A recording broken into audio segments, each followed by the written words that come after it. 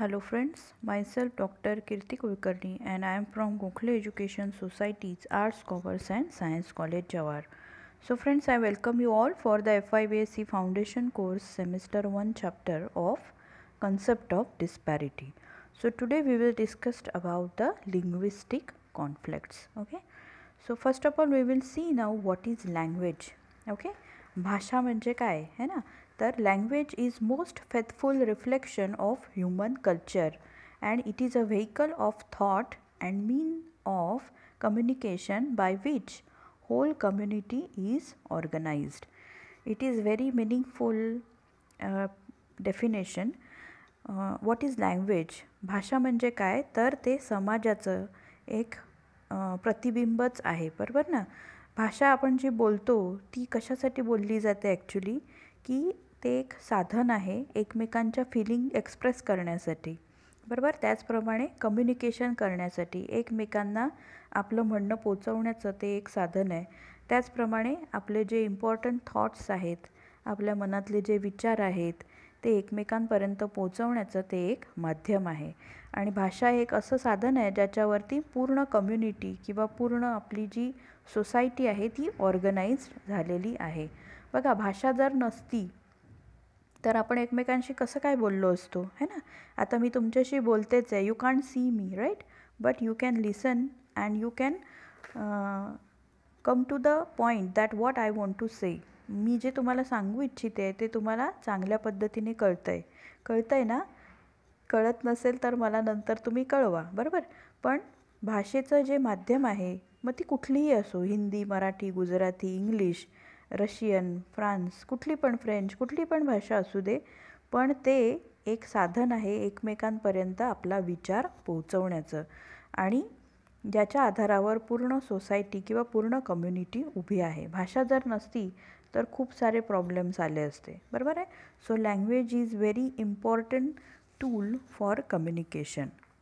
मग आता ही अशी जी एवढी इम्पॉर्टंट कम्युनिकेशनची टूल आहे तिच्यामध्ये वाद निर्माण व्हायचं कारण काय, कशामुळे भाषिक वाद निर्माण होतात.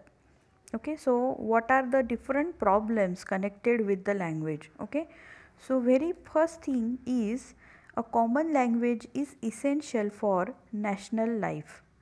आपल्याला सगळ्यात महत्त्वाची गोष्ट काय असली पाहिजे की आपल्या एका देशामध्ये तरी ॲटलिस्ट कम्युनिकेशन करायचं साधन हे सेम असलं पाहिजे आणि ते काय आहे तर भाषा. म्हणून भाषा ही संपूर्ण देशाची ॲक्च्युली कॉमन असली पाहिजे. And actually all linguistic groups are always very keen to protect and promote their own language as the language serve the most faithful agency. कसं होतं की जरी सगळ्यांच्या मनात असलं की एकच कॉमन लँग्वेज असली पाहिजे तरीसुद्धा जे लोक भाषिक वाद निर्माण करतात, मग त्या काही पर्टिक्युलर पॉलिटिकल पार्टीज असतील किंवा काही ग्रुप्स असतील जे समाजामध्ये द्वेष निर्माण करतात, असे ग्रुप काय करतात तर एक पर्टिक्युलर भाषेलाच प्रमोट करायला बघतात, पुढे आणायला बघतात. कारण काय आहे की भाषा ही फार आपल्या जिव्हाळ्याचा विषय असतो. And it is also a property which has their own culture. Okay, it is also reputed, it is preserved and promoted, and the thoughts it's transmitted from one generation to another. वेगवेगळ्या जनरेशनमध्ये पुढच्या पिढीमध्ये आपले जे विचार आहेत ते पुढे नेण्याचं ते एक माध्यम आहे, बरोबर. पण काय होतं की कुठलीही भाषा ही त्या ठिकाणच्या सोयीनुसार मॉडिफाय केली जाते, बरोबर आहे. एखादी भाषा तुम्हाला कळतच नसेल, जसं आता आपल्याला इंग्लिश समजायला थोडा प्रॉब्लेम येतो, म्हणून मी तुम्हाला मराठीमध्ये सांगत असते की मला काय म्हणायचं आहे हे तुम्हाला इझिली कळावं, ह्याच्यासाठी मी मराठी भाषेचा वापर करते. म्हणजेच काय की आपल्याला जी भाषा कळत नसते त्या भाषेमध्ये काय साहित्य लिहिलेलं आहे किंवा त्याच्यातून काय विचार दिले गेलेले आहेत किंवा ॲक्च्युली कसं होतं आणि नंतर ते कसं मॉडिफाय झालं हे सुद्धा आपल्याला प्रॉपरली कळत नाही. पण तीच भाषा आपल्याला माहिती असेल तर आपण इझिली म्हणू शकतो की अरे ह्याच्यामध्ये इतिहाससुद्धा मॉडिफाय केलेला आहे, बरोबर आहे. त्यामुळे भाषा हा आपला जिव्हाळ्याचा विषय असतो आणि त्याच्यामुळे भाषिक वाद निर्माण होतात. Okay, so these are all problems connected with the language that actually language should be common for all. but it is not, because of our hereditary or because of our location, because of our state. Everything is related to language, and therefore some problems are connected with our language. आता तसं बघायला गेलं तर भारतामध्ये काय स्थिती आहे? So there are 22 official languages and 1652 dialects in India. हे आपण आपल्या पहिल्या चॅप्टरमध्ये सुद्धा पाहिलं होतं की भारत ही एवढी मोठी भूमी आहे की जिथे 22 या ऑफिशियल लँग्वेज म्हटल्या जातात, बरोबर, आणि 1652 डायलेक्ट्स म्हणजे उपभाषा इथे बोलल्या जातात. बघा, बाकी देशांमध्ये अशी परिस्थिती आहे की संपूर्ण देशभर एकच भाषा बोलली जाते, पण आपल्या देशामध्ये तसं नाही आहे. तर जवळजवळ 1652 उपभाषा इथे बोलल्या जातात. म्हणून काय म्हटलं जातं की it is a tower of variable languages, okay, और it is a museum of languages. म्हणजे भारत हा काय आहे? म्युझियम आहे वेगवेगळ्या भाषांचा. Okay, so in 1950 the states in India were recognized on linguistic basis.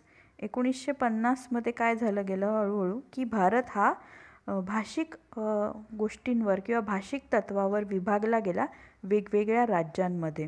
Okay, as a result of which the domicile of a particular state speak a particular language. म्हणजे एका विशिष्ट स्टेटमधले, एका विशिष्ट राज्यामधले लोक एक पर्टिक्युलर भाषा बोलायला लागले.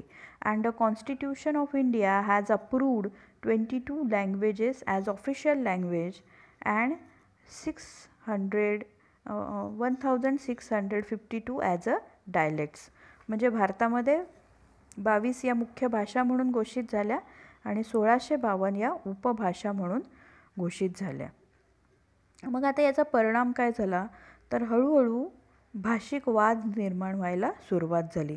जसं एखादी गोष्ट विभागली जाते वेगवेगळ्या गोष्टींमध्ये, तसे वाद निर्माण व्हायला सुरुवात होते. तर पहिला प्रॉब्लेम निर्माण झाला की there is no common language. Okay, India never had a common language. It has various languages, various dialects for many years and therefore there is no common language. Okay, मग आता पूर्वी कसं होतं? Actually there was one common language. So all our literature, our Puranas, Vedas, they were in Sanskrit language. Okay, so Sanskrit was a common medium which was the medium for the communication as well as education in our ancient days. But after that what happened? slowly Sanskrit लोकांना कळेनाशी झाली आणि त्याच्यामुळे तिचं वर्चस्व कमी झालं. मग नंतर काय झालं? जसं भारतावरती इंग्रजांचं राज्य आलं आणि not only in India, overall जगामध्ये ब्रिटिशांचं राज्य आलं आणि त्याच्यामुळे इंग्लिश ही कॉमन लँग्वेज बनत गेली. So other language were little bit ban or restricted and English become the language of communication as well as education.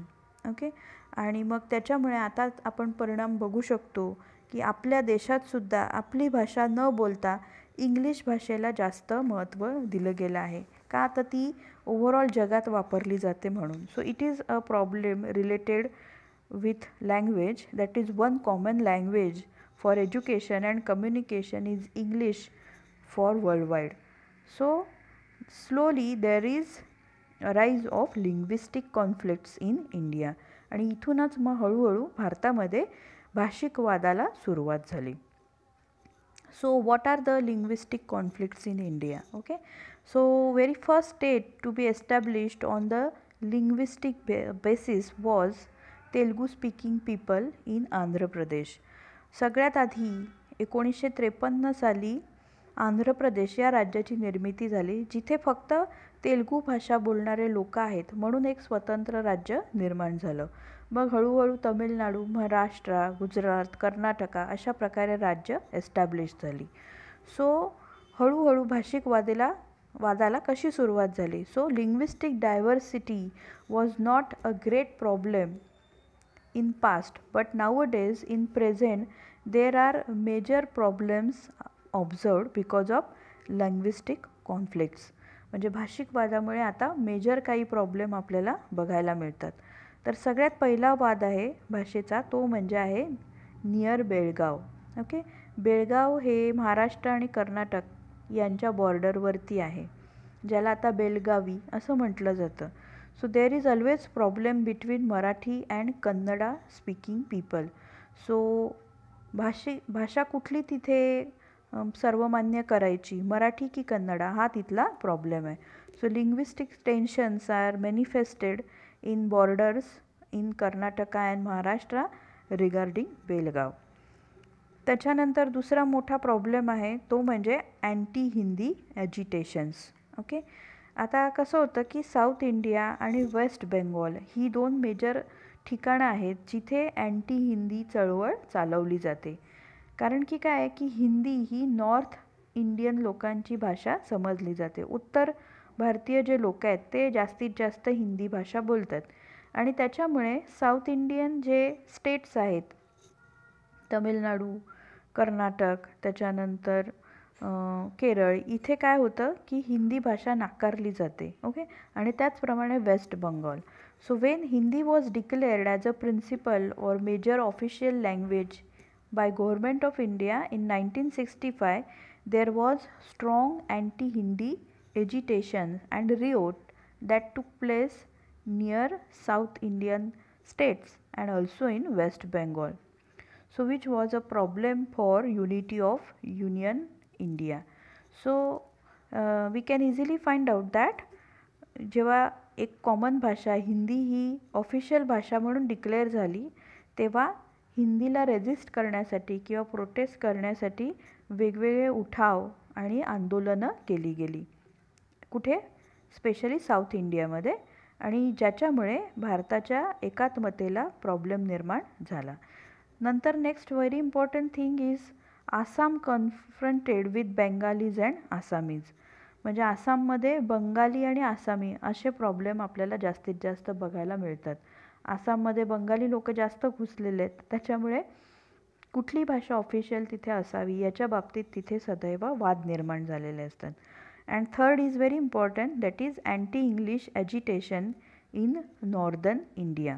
नुसतं साऊथ इंडियामध्येच नाही तर उत्तर भारतातसुद्धा प्रॉब्लेम आहे, but that is against English. So anti English riots and demonstration begin in north state like Uttar Pradesh, Bihar, Madhya Pradesh and Rajasthan. तिथे लोक म्हणायला लागले की का म्हणून आम्ही इंग्लिश ही आमची ऑफिशियल लँग्वेज म्हणून घ्यायची, आम्हाला नको आहे, जी आमची ओरिजिनल भाषा आहे तीच आम्ही बोलणार किंवा ती ऑफिशियल भाषा म्हणून अस्तित्वात असली पाहिजे. And therefore there was problem regarding anti English agitations. मग आता हे अशा प्रकारचे सगळे वाद आपल्याला बघायला मिळतात. तर त्याची कारणं काय काय आहेत? What are the different causes for linguistic conflicts. भाषिक वादाची वेगवेगळी कारणं कोणती? तर सगळ्यात पहिलं कारण आहे ते म्हणजे लव फॉर लिटरेचर.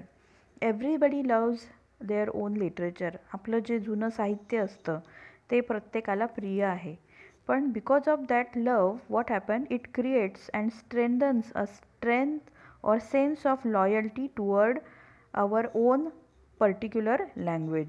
म्हणजे आपल्याला फक्त आपलीच भाषा आवडते आणि त्याच्यामुळे आपल्याला असं वाटायला लागतं की माझी भाषा आहे तीच मोठी झाली पाहिजे किंवा त्याचाच प्रचार झाला पाहिजे किंवा त्याच्यातच सर्व साहित्य लिहिलं गेलं पाहिजे, ती ऑफिशियल लँग्वेज निर्माण झाली पाहिजे. आणि अशा प्रकारची फिलिंग ही लिंग्विस्टिक ग्रुपला आमंत्रण देते. So there is formation of various linguistic groups which have their loyalties regarding their own language and which create problem for unity of India. मग एकदा जर असे ग्रुप निर्माण झाले जे फक्त आपल्या भाषेला महत्त्व देतात तर मग भारताच्या एकात्मतेला त्याच्यामुळे धोका निर्माण होतो. The second important cause is geographical cause. Okay, so geographical condition also promote linguism. People living in a particular locality tend to speak a particular language which has their own identity. Okay, and therefore the people who stay in a particular geographical area, they have more sense for their own language. Okay, and which is cause or reason for the linguistic conflicts. एका particular भागामध्ये राहणारे लोक particular भाषा बोलतात आणि ती भाषा त्यांना जास्त प्रिय होऊन जाते, ज्याच्यामुळे लिंग्विस्टिक कॉन्फ्लिक्ट्स निर्माण होऊ शकतात. The third important reason is historical cause. जसं आपण काल कम्युनलिझम किंवा रिजनलिझममध्ये बघितलं, तसंच लिंग्विस्टिक कॉन्फ्लिक्ट निर्माण व्हायलासुद्धा ते एक कारण आहे, historical cause. So our leaders of freedom movement pleaded for the division of India into different provinces along the linguistic lines. एकदाच आपले सारे राज्य हे भाषाच्या किंवा भाषांच्या बेसिसवर एकमेकांपासून वेगवेगळे झाले आणि तेव्हापासून आपल्याला स्वतःच्या भाषेचा किंवा राज्यभाषेचा वारसा मिळाला, बरोबर. आणि हा जो वारसा आहे हा ॲक्च्युली चांगल्या रीतीने पुढे नेण्याऐवजी भाषिक वाद निर्माण व्हायला सुरुवात झाली. Okay. So our historical hereditary और historical cause is very important reason for the linguistic conflicts. आपल्याला जो ऐतिहासिक वारसा मिळालेला आहे तो जपण्याऐवजी आपण भाषिक वादामध्ये गुंतायला लागलेलो आहोत. Okay. Then next one is political cause. We all know that different small parties which have arised throughout our India, they have their own good issues, and therefore what they do, they play with the feelings with the people, and therefore they exploit their sentiments at the time of the election. म्हणजे जेव्हा election येतं तेव्हा अशा political parties आहेत, okay, जे लोकांना provoke करतात, उत्तेजित करतात वेगवेगळ्या प्रकारचे द्वेष निर्माण करण्यासाठी. ते काय करतात की इलेक्शन जेव्हा येतं तेव्हा वेगवेगळ्या इश्यूंवरून लोकांना भडकवतात, ओके, उत्तेजित करतात आणि त्याच्यामुळे लोक माझी भाषा, माझी जात किंवा माझा पर्टिक्युलर धर्म किंवा मी राहतो तो एरिया या अशा गोष्टींमुळे एक्साईट होतात आणि त्या पर्टिक्युलर पार्टीला वोट देतात, बरोबर. So that is also a reason for political or we can say linguistic conflicts. म्हणजे भाषेचा वाद निर्माण होण्यासाठी अशा ज्या लोकल पार्टीज आहेत त्यांचासुद्धा मोठा हात असतो. Then next one is psychological cause. Okay. मानसिक किंवा भावनिक कारण. So language has certain psychological and emotional characteristic which is attach with the feeling of a particular person. So in India the linguistic groups are tied together with common interest and this type of interest is reason for the separatist feeling for the linguistic conflicts. म्हणजे एखाद्या भाषेशी आपण जर emotionally attach असलो आणि त्या भाषेवर जर काही अन्याय होत असेल किंवा त्या भाषेला थोडं दुर्लक्षित केलं गेलं किंवा काही प्रॉब्लेम क्रिएट झाले तर अचानक आपण जास्त कॉशियस होतो आणि त्याच्यामुळे वेगवेगळ्या भाषिक वादांचा निर्माण होतो. So these are the different causes for linguistic conflicts. Now we will see what are the effects for linguistic conflicts. भाषिक वादाचे परिणाम काय आहेत. So very first and very serious effect is increase in regionalism. कारण आपण जे बघितलं की जमातवाद किंवा एखाद्या पर्टिक्युलर भागामध्ये जो प्रॉब्लेम निर्माण होतो त्याचं आणखीन एक कारण आहे linguistic conflicts. So people who have different languages, they form different linguistic groups and these groups are concentrated in a particular state. They think that only their interests should be protected and this type of things are harmful for unity of India. म्हणजे एका particular भाषेचे, एका particular विचारांचे आणि एका विशिष्ट एरियामध्ये राहणारे लोक फक्त त्यांचा इंटरेस्ट प्रोटेक्ट करू बघतात आणि त्याच्यामुळे देशाच्या एकात्मतेला धोका निर्माण होतो. Second one is formation of regional political parties. जसजसा भाषेचा वाद निर्माण होतो तसतसे आणखीन अशा प्रकारच्या ज्या लोकल पार्टीज आहेत जे फक्त त्यांचं स्वतःचं हित बघतात किंवा एका छोट्या एरियातल्या लोकांचं हित बघतात अशा पार्टीजचा उदय होतो. Okay. So such political parties are powerful when this type of conflicts are powerful. अशा प्रकारचे जेव्हा वाद निर्माण होतात आणि ते आणखीन पॉवरफुल होतात तेव्हा असे लोक जास्तीत जास्त पॉवरफुल होत जातात. Next is demand for separate state. भाषिक वादामुळे लोक वेगळ्या राज्याची मागणी करतात. So linguistic conflict take place due to selfish motive of politician. They instigate the people for their own good, and therefore people demand for a separate state, which create a problem to the unity of a nation. Then next one is erosion of national feeling. Okay, so the national feeling is very important. We should be a nationalist and not having very small type of thoughts. पण काय होतं की एका particular भाषेच्या नादामध्ये there is problem with the sovereignty of the India and therefore problem regarding linguistic take place. Next is interstate border dispute, म्हणजे वेगवेगळ्या राज्यांच्या आतमध्ये सुद्धा भाषेमुळे प्रॉब्लेम निर्माण होतात. So language is a problem which is created और which is creating tension near the borders. म्हणजे आता जसं की गोवा राज्य आहे, तिथे कोकणी भाषा किंवा मराठी भाषा कोणती भाषा ऑफिशियल करावी याच्यावरून नेहमी वाद सुरू असतात. So these are different type of effects of linguistic conflicts. मग आता हे सगळं असंच ठेवायचं का, तर नाही.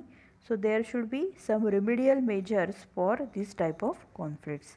तर सगळ्यात पहिलं आपण काय काळजी घेऊ शकतो किंवा काय उपाय करू शकतो, तर तो म्हणजे development of a national language.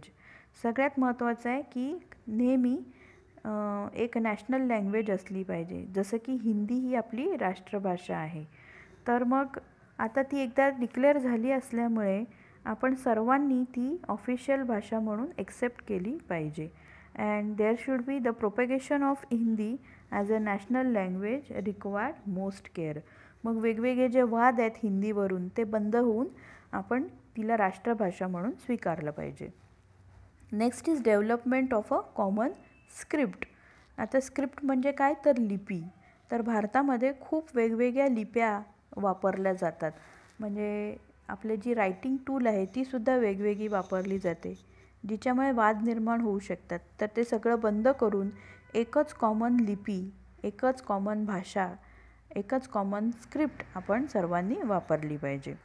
Next is ban on provoking regional parties. सगळ्यात महत्त्वाचं आहे की जे लोकांना भडकवणाऱ्या पार्ट्या आहेत, लीडर आहेत किंवा पॉलिटिशियन आहेत, त्यांच्यावरती बंदी आणली पाहिजे.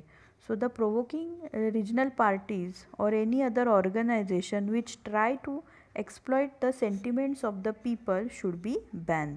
जे लोकांच्या फिलिंगशी खेळतात अशा पार्ट्यांवरती बंदी आणली पाहिजे. And very important is 3 language formula. आता 3 लँग्वेज फॉर्म्युला म्हणजे काय, तर काय झालं पाहिजे की there should be 3 languages which should be used as official language. Okay, so it is very important that 3 language formula like a regional language म्हणजे तुमची जी लोकल भाषा आहे किंवा तुमची जी मातृभाषा आहे, जशी आपली मराठी आहे ती एक ठेवली पाहिजे.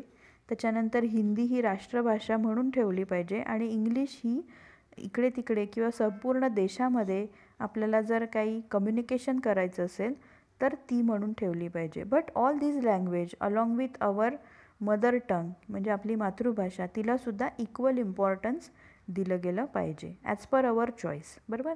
तर अशा प्रकारे 3 भाषांचं जर ऑफिशियल शिक्षण देण्यात आलं तर मग कुठल्याही प्रकारचे प्रॉब्लेम होणार नाही. Okay, so this is all about the linguistic conflicts. मग या चॅप्टरमध्ये आपण 3 प्रकारचे कॉन्फ्लिक्ट्स बघितले, communalism, regionalism and linguistic conflicts.